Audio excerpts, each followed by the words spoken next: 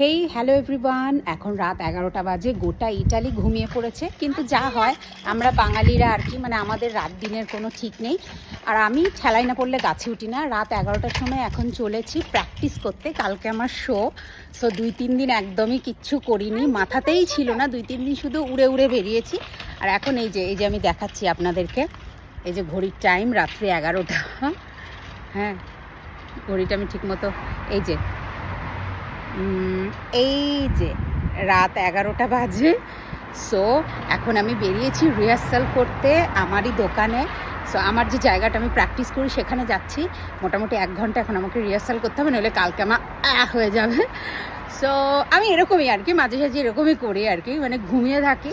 আর কখনো কখনো দেখবেন আমার কোনো ভিডিও আসে না, তার মানে ভয় পাবেন না যে আমার কিছু হয়েছে। বুঝতে পারবেন আমি সেদিনকে ঘুমিয়ে আসি। আমার মাঝে মাঝে এরকম সপ্তাহে 1-2 দিন লাগে যেদিন গোটা দিনটাই থাকে আমার ঘুমটে।